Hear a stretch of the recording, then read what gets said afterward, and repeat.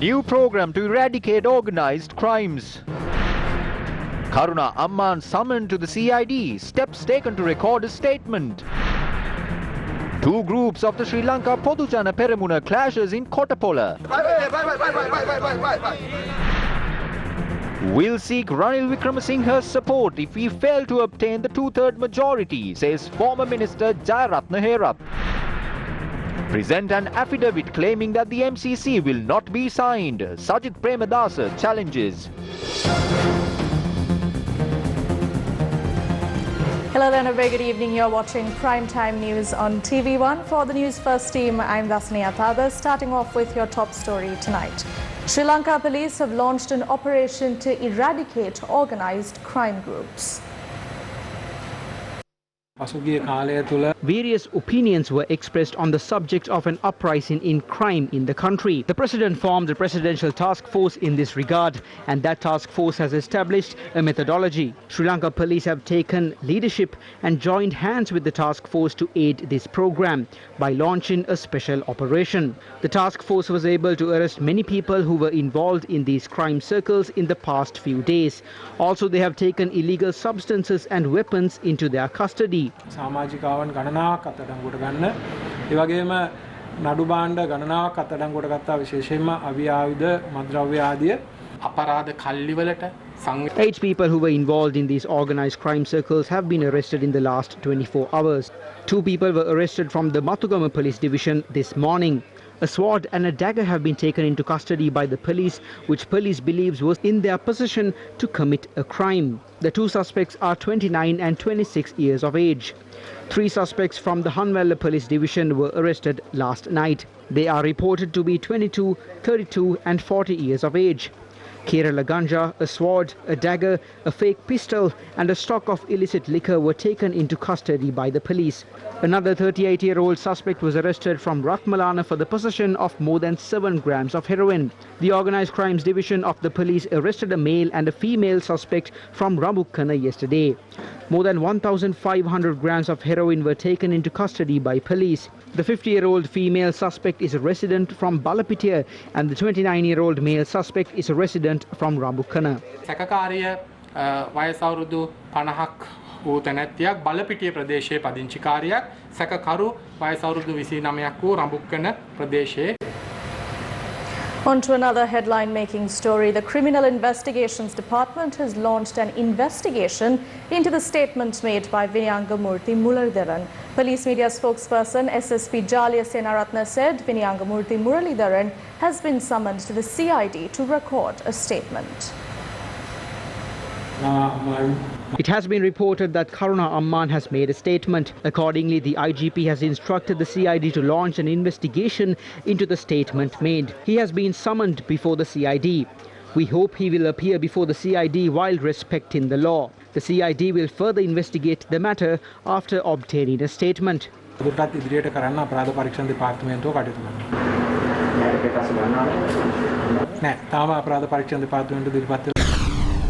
A group including the chairperson of the National Intellectual Sangha Council, Venerable Professor Omalpe Sobitathera, complained to the police headquarters, citing that a proper investigation should be carried out regarding the statement made by Karuna Amman. This mass murderer called Karuna Amman is a social leader, even though he has committed heinous crimes.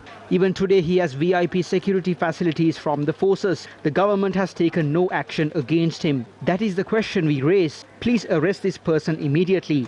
If he claims that he has committed murder, what further evidence do you need? A Thero was sentenced for life recently for having a firearm inside the temple. Also, there are a large group of people in the intelligence units of the army under remand custody without any proof of the charges levelled against them. But Karuna Amman says that he killed thousands. We tell the Attorney General of this country, now is the time to take action.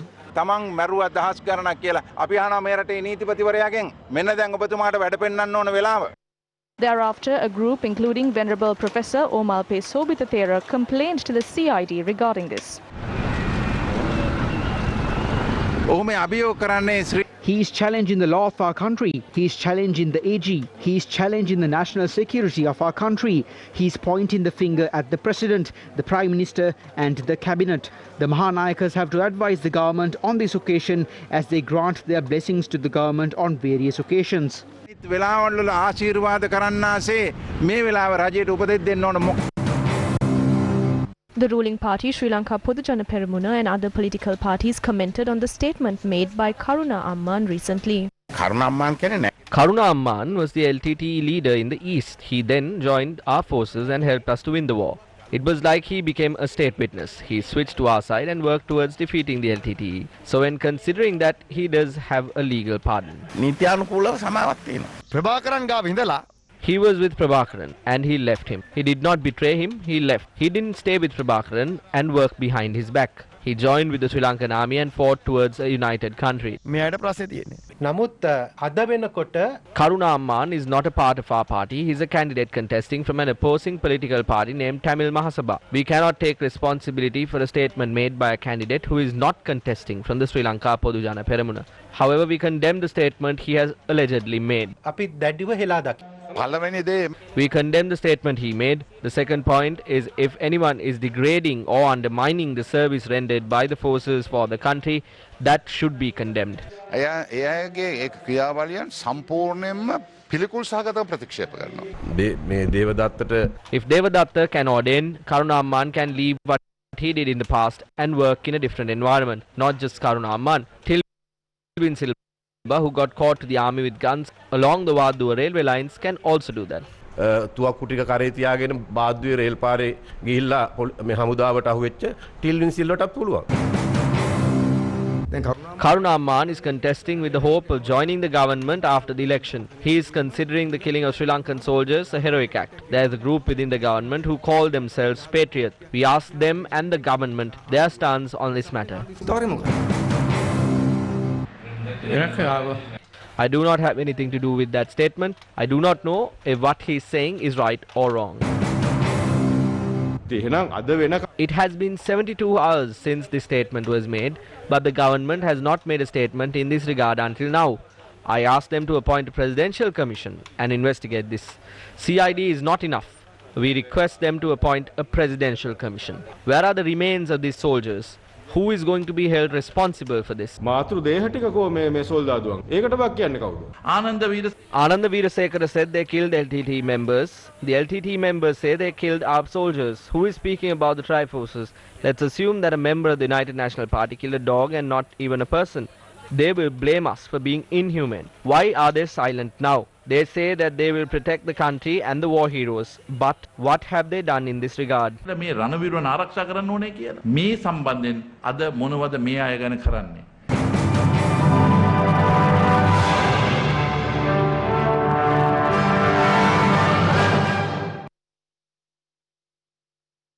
The Attorney General has objected to summons and notice being issued on Senior State Counsel Jana Bandara to appear at the Presidential Commission of Inquiry appointed to probe political victimization. The AG raised his objections in terms of Section 16 of the Commission of Inquiry Act and in relation to the Avantgarde High Seas arms trafficking case. State Counsel Nisara Jairatna, the coordinating officer to the Attorney General, elaborated further. In the said letter, Attorney General has taken following objections among other things. Mandate granted to the Commission does not extend the scope of the inquiry of the Commission to involve the Attorney General and his officers. That the Commission of Inquiry has been appointed to look into the alleged political victimization of public officers, employees of state corporations, members of armed forces, and the police, and therefore Mr. Nishanka Senadipati, who is a complainant, has no legal standing in the light of the above. Leader of the JVP, Anura Kumara Dissanayake, convening a media briefing today, expressed the following views regarding his summoning to the Presidential Commission of Inquiry appointed to investigate allegations of political victimization. I have been summoned to appear before the Presidential Commission of Inquiry appointed to investigate allegations of political victimization at 11:30 a.m. tomorrow. So what should we do? We have to make this presidential commission a part of our struggle against fraud and corruption. The people of this country should know that if the money that has been allocated to build a toilet to school students, purchase medicine for hospitals, and to supply fertilizer for farmers have been circulating amidst a particular group of people, I think punishing that group of people should be the struggle of the people. There is a major need to investigate as to how these misdealings were done by a public commission. But instead of that, President Gotabaya has done something completely contradictory to that.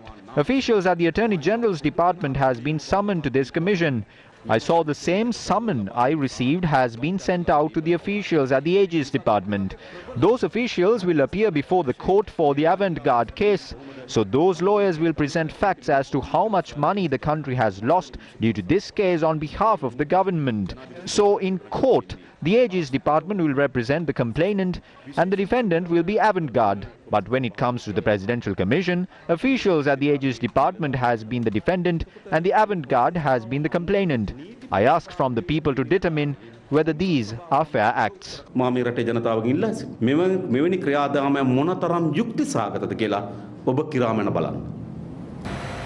Intra-party conflicts, in addition to the inter-party conflicts, are now emerging in the run-up to the general election. Here are some such instances.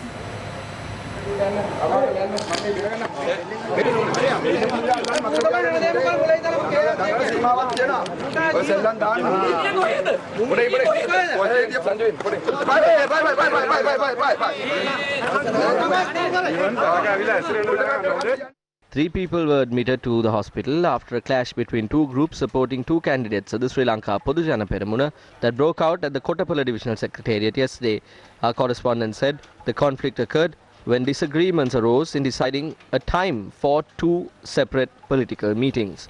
Among the injured is Vice Chairman of the Secretariat Sanjeeva Aruggoda and Pradeshiya Sabha member Manila Ananda.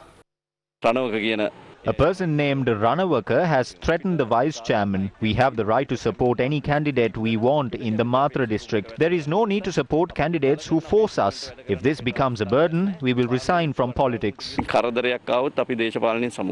When inquired, candidate of the Sri Lanka Podu Jana Peramuna Kanchana Wijesekara said an uninvited group of people had created a tense situation during a meeting he organized. The former MP said he complained to the police in this regard. During the past 5 years, we clashed with the government. Sagala Ratnayaka was the minister in charge of the police. We didn't have this many obstacles. Yesterday's incident was a very unfortunate one. I won't speak any further about it. Not because I'm afraid. There are things we can say too. We can't work for an election now because there are conflicts. That is what the situation is now. It is good that we are innocent. I have been battered by too many issues for the past 3 years. I didn't complain to Mahinda Rajapaksa or to anyone else. Another tense situation was reported within the Sri Lanka Freedom Party in the Galle district yesterday. Deputy Secretary of the party Nishantha Muthuhettigama publicly announced that he will be joining the Sri Lanka Podu Jana Peramuna while dissolving 3 Balamandala in Baddegama. අපේ දිස්ත්‍රික්කේ නායකත්වය කරන ශාන් විජේලාල්මෙතුමාගේ පිළිබඳවත් අපිට විශ්වාසයක් තිබුණේ නැහැ. ආණ්ඩුකාරයෙක් එළවගත්තා. ওই දයාසිරි ජයසේකර මහත්තයලා මහින්ද අමරවීර මහත්තයලා ශ්‍රී ලංකා නිදහස් පක්ෂයේ නැවත ඉඳලා අපිටත් යන්නේ නමන්නේ නැහැ. මොකද හේතුව අද පොහොට්ටුවේ වැක්සින් වල අපිට කියන්නේ නැහැ. අද අපි අනාථ වෙලා ඉන්නේ අපි දේශපාලන මිනිස්සු. අපි ශ්‍රී ලංකා නිදහස් පක්ෂයෙන් අයින් වෙලා පොහොට්ටුවේ සමාජිකත්වයේ ගමු. රමේෂ් ප්‍රධානමන්ත්‍රීතුමා මම අම්බෙලා ආරාධනාවක් කරා. අපි ඒ අනුව පොහොට්ටුවේ කටයුතු කරන්නේ. The Sri Lankan Freedom Party rejected my nomination. There is no use in working for the chairman and secretaries of the party who never speak on behalf of us. There is no use in serving the party as a deputy secretary, so we will support the candidates of SLPP.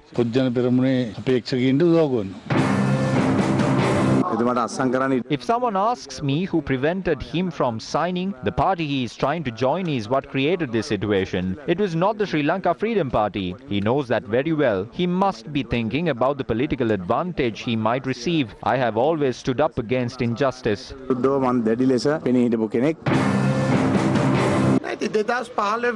In 2015, during the parliamentary election, they selected those who were going to lose. Those who were with the Sri Lanka Podujana Peramuna weren't given nominations back then as well.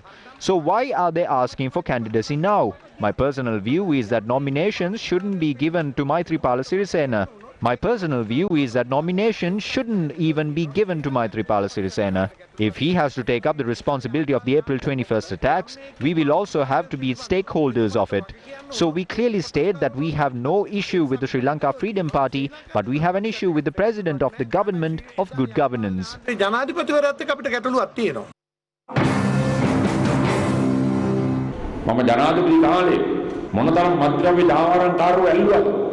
How many drug peddlers did I arrest during my time as the president? We caught people like Madhush, who fled this country and was engaged in international networks. I can name a list of people who we arrested and punished. We seized tons of drugs. Whoever criticizes us for the April 21st attacks, I would like to very clearly state that drug peddlers involved in international networks are the ones who are behind the attacks. They were hurt by the program I carried out to eradicate the drug menace in the country. Therefore, they tried to push me out of power and disgraced me among the people of the country. State intelligence units informed me that imprisoned drug lords at prisons are plotting to murder me.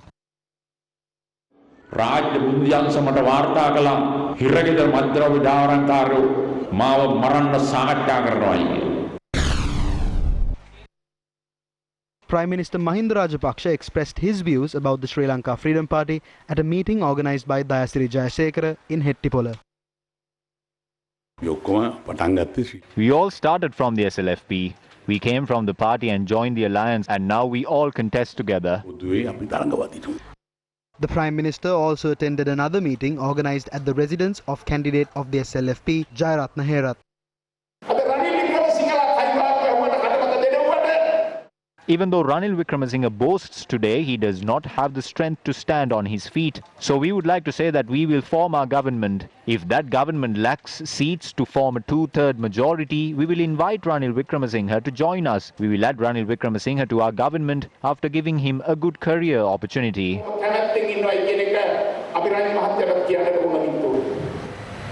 Colombo District Court dismissed a request made by General Secretary of the Samagi Jana Balawegaya, Ranjith Madduma Bandara and few others to issue an interim injunction preventing the implementation of the UNP decision to terminate the party membership of 99 members. Now, more on this story will be coming up shortly. Also in local news, former Prime Minister Ranil Wickremesinghe received blessings from a few temples today. Former Prime Minister first visited the Godagama Kettarama temple. A group including former ministers such as Daya Gamage and Ravi Karunanayake accompanied him.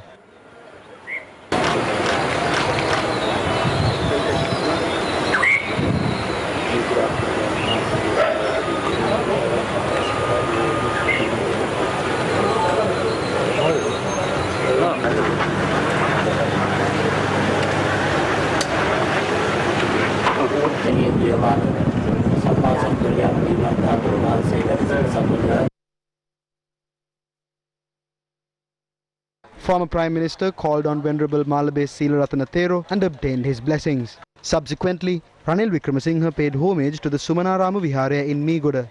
Afterwards, the group including the former Prime Minister called on Venerable Meegoda Mangala Thero and obtained his blessings.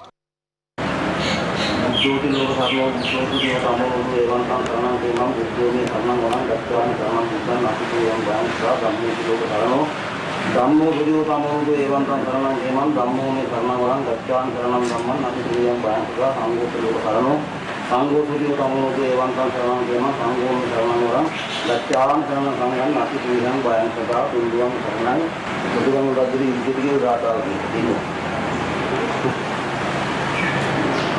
Up next is our special segment, Newsline.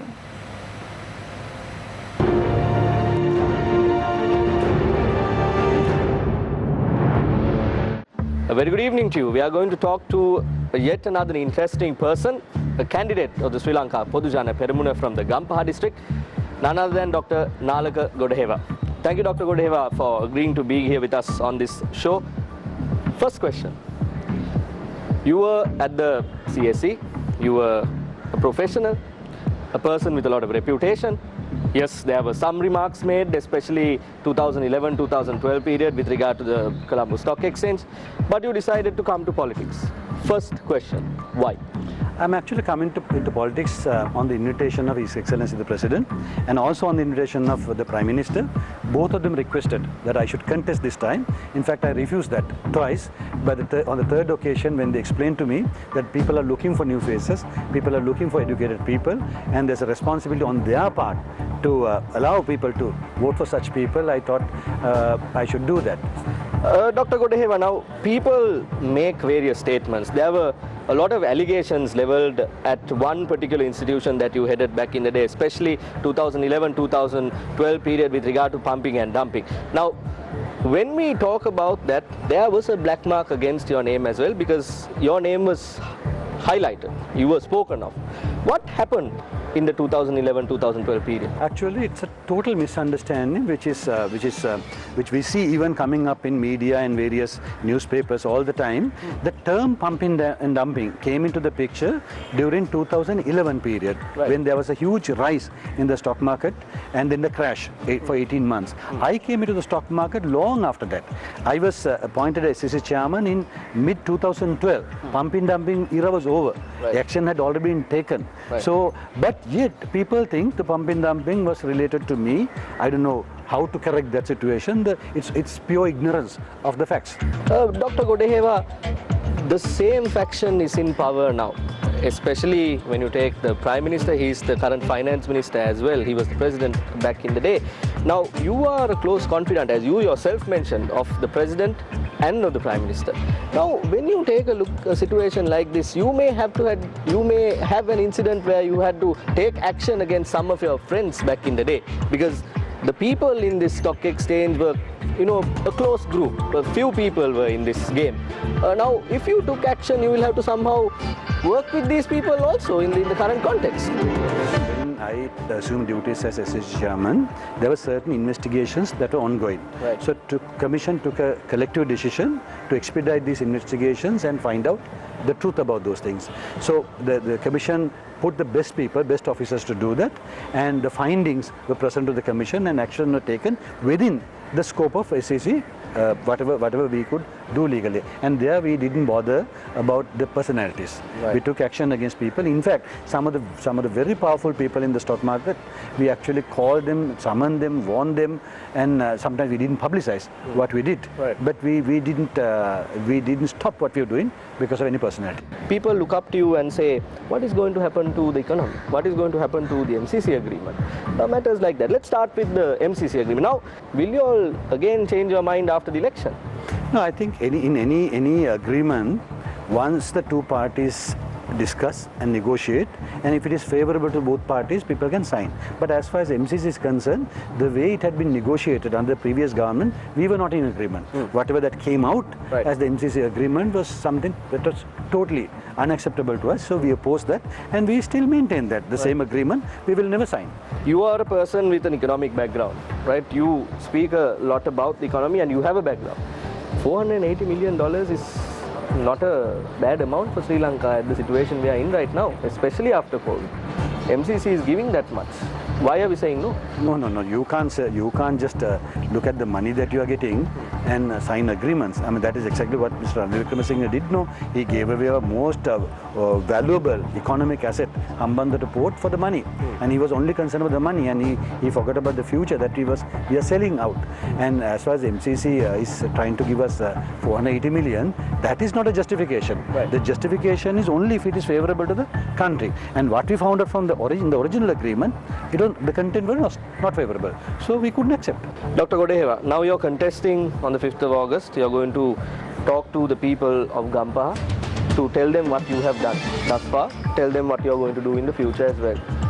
If someone points the finger at you and says, Dr. Nalaka Godeheva is just a person who's close to the President and the Prime Minister, that's it, what are you going to say to them?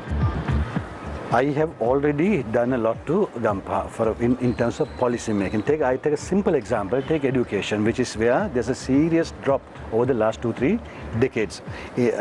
When I was going around in Gampa district, doing the campaign for president, candidate Gotabaya Rajapaksa, he was not the president at that time, I figured out there's a serious problem in education. The disparity between good schools and the bad schools. The primary reason is some schools are national schools, some schools are managed by the provincial councils. So I went and proposed to the president that we must increase the number of national schools. The moment he became president, in his first cabinet meeting, he approved that 10 national schools will be 1,000 national schools will be set up all island during the first year, and Gampa district alone will get at least 4 such schools for every electorate. Right. So this is one example where I have contributed, and there are many other examples like that where I have been the ear of president. I've been giving feedback to the government and getting things done already. Dr. Godeva, final set of questions. Now people are talking about a clean parliament, a clean government, and you as the Vietmaga have also been speaking along those lines, a corruption-free political system, matters like that. Now when you go forward, if someone asks you to maybe declare your assets, some politicians have, there are institutions that do that. In terms of transparency, are you willing to cooperate in that department? I have already done that. I mean, before the election, when we submitted nomination, we declared our assets. And I think that is something that everybody must do. I mean, that's the right thing to do, and we must ask everybody to do that. I have already done it. What is your message to the people of your district, Gampaha district? I think Gampaha district is one of the largest districts in the country in terms of population, 2.4 million people. But I don't think Gampaha has got its real place in the economy so far. Over the last couple of decades, Gampaha hasn't got any major project coming in. The unemployment is a severe problem in the area. The poverty level is very high. There's a huge environmental problems, floods, then soil exploitation, the lack of water for drinking purposes, so many other things. So I have now come up with a 10-point action plan to develop the Gampaha district. I got the approval of the president, his successor, the president himself, for these things which are in line with his original manifesto. So I have presented that to the people, and I believe if we can implement those things, a lot of issues like the education, the unemployment problem, the help in the business sector, environmental issues, controlling drug menace, all those things, we can make significant improvements that will definitely help the district and the people. Dr. Nalaka Godeva says that contesting an election or politics is a costly affair. We'll have to wait and see until the 5th of August how things will change, whether Dr. Nalaka Godeva will also change.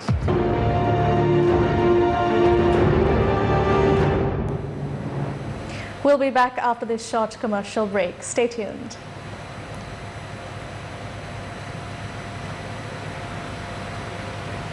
London A-level students, complete your Edith Cowan University degree in 2 years in Sri Lanka and transfer for your masters to the top 100 universities in the world. ECU is ranked 9th in the world for quality education and 1st in Australia for starting salaries, with notable alumni such as Hugh Jackman, Dominic Parcell and Jai Courtney.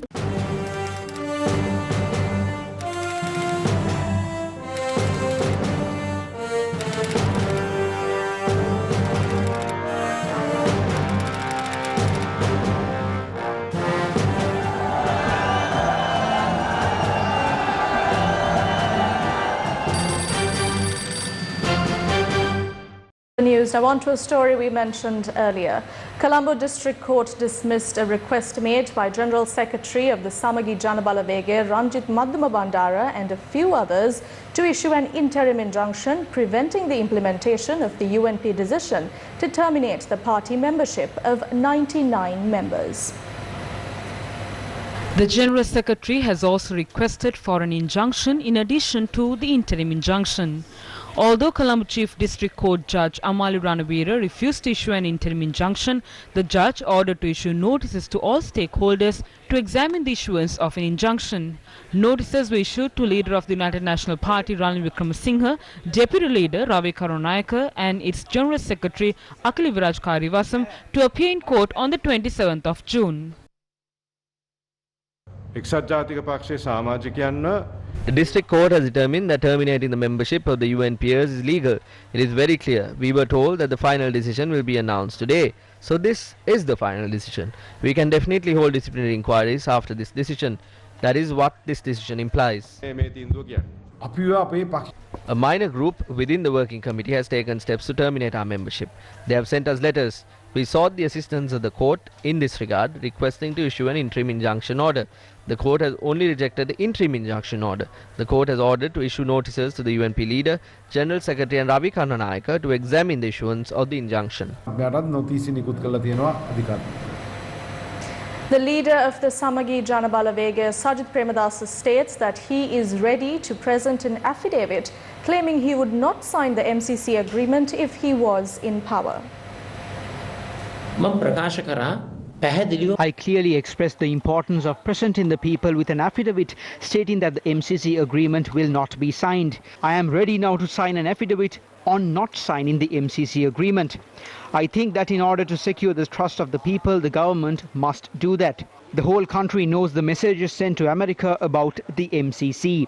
Messages sent to take action on accepting the MCC agreement. The entire country is on the lookout for this. So without wasting the mandate given by the people, are you ready to present an affidavit that will tell the people about your true stance on this matter? If you are ready, when will it happen? If it is not being done, why is that? The people are waiting for a clear answer.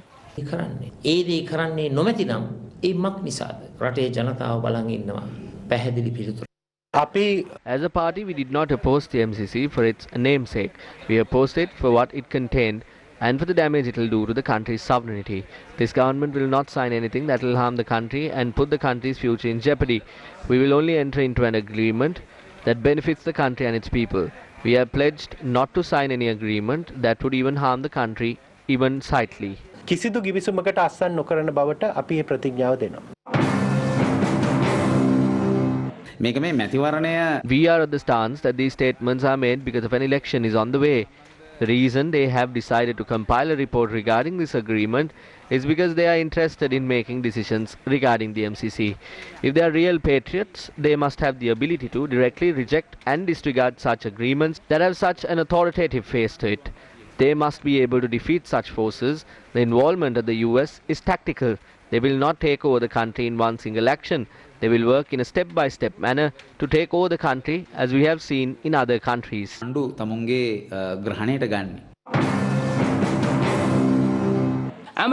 The US ambassador in Sri Lanka has said that a decision regarding the MCC agreement will be made after the election. If you are not signing the MCC agreement, I would like to ask President Gotabaya Rajapaksa to come before the public on national TV and tell the people that the MCC will not be signed, just like how he came on national TV to tell that salmon will be reduced to 100 rupees and dal will be sold at 65. The day that happens will be the day that the people of this country will see that President Gotabaya Rajapaksa is a man that is true to his word and is someone who walks the talk.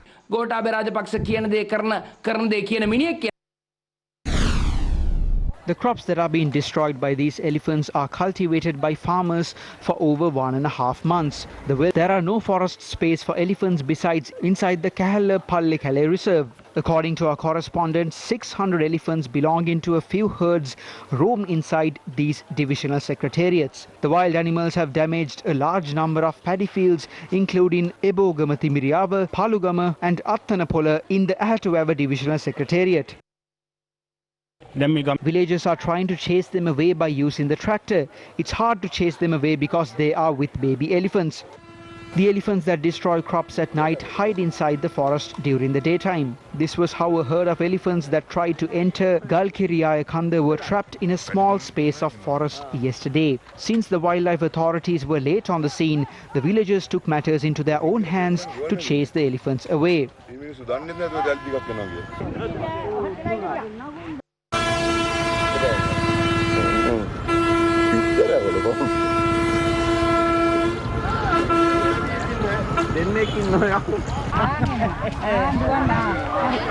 This was how the villagers as well as the elephants behaved during this situation. One tractor that was used to drive elephants away was also damaged by the animals. After the villagers were done chasing the elephants away yesterday, officers of the wildlife department also drove the animals away using elephant trackers.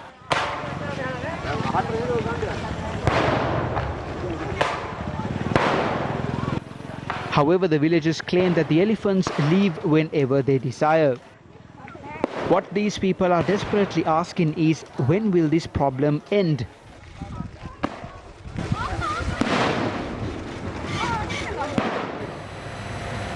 While politicians have split up into groups debating to seek the mandate of the people, there are people who are unable to enter their village due to the lack of roads. This is one such story.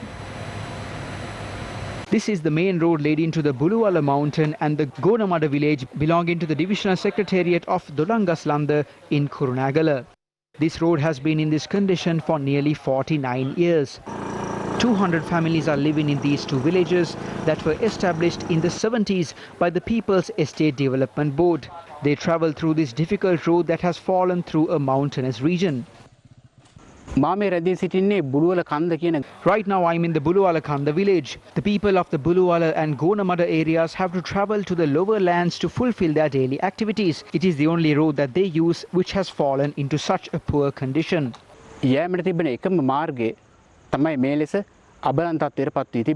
Since 1917, the road, which stretches for 9 kilometers, has not been renovated. This road was in good conditions when the British were ruling. Now it has washed away. We travel on the road for 1 kilometer with great difficulties. Politicians come and give false promises and leave. Since the election is close by, without a doubt, politicians will return to this area. Is built in this road the promise that will be given this time as well? We want a clean parliament. We want a clean government. Think before you vote.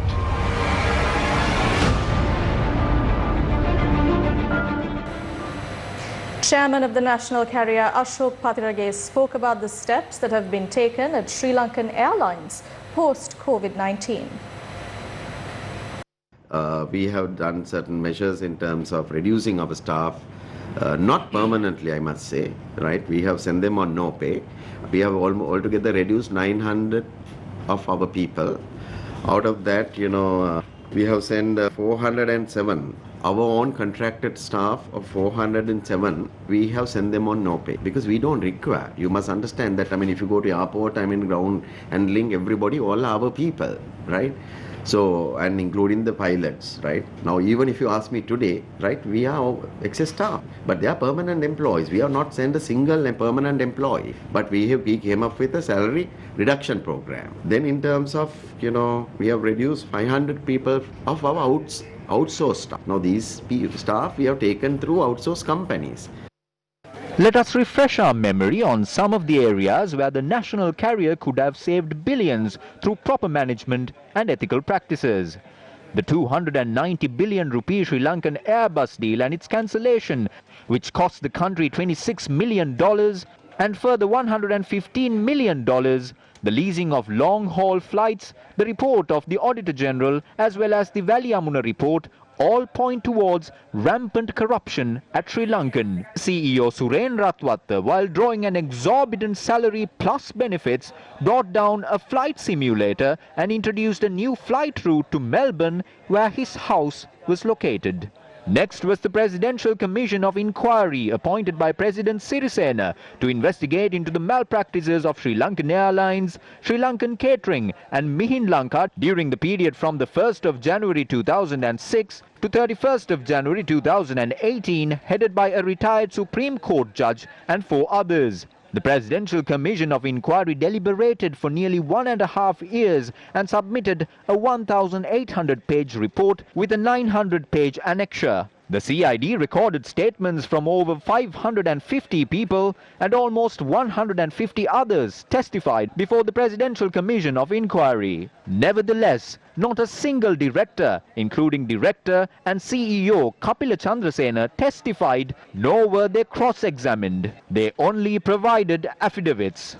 The Presidential Commission of Inquiry report, prepared at an unspecified cost but bound to run into many millions of rupees, was handed over to President Sirisena on the 3rd of July 2019. The latest scam was the payment of commission for the Airbus deal, where Airbus had allegedly hired the wife of a Sri Lankan Airlines executive as its intermediary while paying $2 million to her company.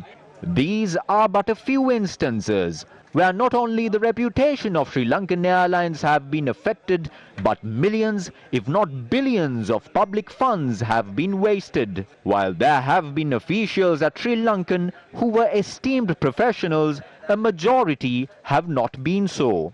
If prudent action was taken from the inception, and if steps were taken to save the money instead of wasting it, as per the whims and fancies of the political authority as well as the officials, maybe those who had to be sent on no pay as a result of COVID-19 would still have their jobs. Meanwhile, the US Ambassador to Sri Lanka, Elena B. Teplitz, during a virtual roundtable discussion, has spoken about the US diplomat who arrived in the country without undergoing a PCR test. The US ambassador is quoted to have said the following: "I want to set the record straight on this. The embassy worked out the arrival for our employee using existing procedures from the Ministry of Foreign Relations. We followed those procedures. We had approval for him to arrive, and when he did come into the country, we waited at the airport until it was completely clear that he would be admitted into the country. We followed the guidelines we were given, and you'll note, of course, that the rules kind of changed along the way over periods of time, but we followed the rules that were given." Unquote. Although the US ambassador claims that procedure was followed, the facts speak otherwise. It has become abundantly clear over the past few weeks that the American national broke Sri Lanka's regulations and entered Sri Lanka when the official, for reasons best known to him and the US embassy, refused a PCR test. The Vienna Convention referred to by the ambassador is very clear in Article 41, where it states that the convention falls within the purview of a nation's laws and regulations, which must be respected. To say that the embassy worked using existing regulations is also misleading. The March 27, 2020 communique circulated to all foreign missions in Sri Lanka by the Ministry of Foreign Affairs makes it crystal clear that the ministry, through the Office of the Chief of Protocol, remained available to the diplomatic community in the event of any matters of urgency, and said that, quote, "As a state party to the Vienna Convention on Diplomatic Relations, 1961, the government of Sri Lanka assures its commitment to upholding immunities and privileges of the diplomatic corps in Sri Lanka and continues to hold the firm view that all countries individually and collectively are responsible to taking every possible measure to prevent the spread of COVID-19 virus, adhering to the declaration by the World Health Organization of the COVID-19 situation being a global pandemic." Unquote. Through this same document, the Ministry of Foreign Relations urges all to strictly follow the instructions issued by the Ministry of Health of Sri Lanka and all other authorities. It adds, quote, "The Ministry of Foreign Relations wishes to reiterate that the government of Sri Lanka shall exercise sovereignty over all persons on its territory, including foreign nationals, without excluding those enjoying privileges and immunities, which in principle is granted to effectively help perform official functions of such persons, while complying with the laws and regulations on the receiving state, particularly in a situation relating to public health security, as has been evidenced by the current COVID-19 pandemic." Unquote. Over and above all the laws and regulations that have been flouted is the question of the ethical and moral high ground taken by the American national and indeed Her Excellency the Ambassador in this regard. It is wrong that the American national refused a PCR test. The EU official who entered Sri Lanka a few days before went through the PCR test, and there can be no reason for the American to turn it down unless there is an assumption that he is somehow above the law of the land. The people of Sri Lanka and indeed the people of America will expect that due action is taken against this individual for endangering the lives of all Sri Lankans by flouting COVID-19 precautions taken at the Bandara International Airport and entering Sri Lankan territory. The International Cricket Council today said it is in the process of getting in touch with Sri Lanka's former Sports Minister Mahindananda Alutgamage regarding the 2011 World Cup match-fixing claims he made. A spokesperson at the ICC told Newsfirst exclusively that ICC is getting in touch with Mahindananda Alutgamage and that the ICC will see if there are any matters worthy of investigation. On the 18th of June, the former Sri Lankan sports minister said the 2011 World Cup between India and Sri Lanka was fixed.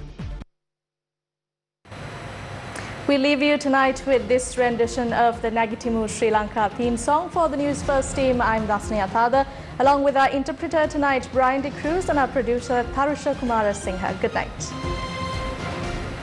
Anuru vela pata atarin hina hina නැගිටිමු ශ්‍රී ලංකා බියසක සංකා බාධක අතරින් නැගිටිමු ශ්‍රී ලංකා හිතමු ඉදිරියම කාවන් වහම නැගිටිමු ශ්‍රී ලංකා හෙටයිදි වෙන නව ලෝකය හමුවේ නැගිටිමු ශ්‍රී ලංකා නැගිටිමු ශ්‍රී ලංකා අපි නැගිටිමු ශ්‍රී Lanka Gun Matter Nagitimu Sri Lanka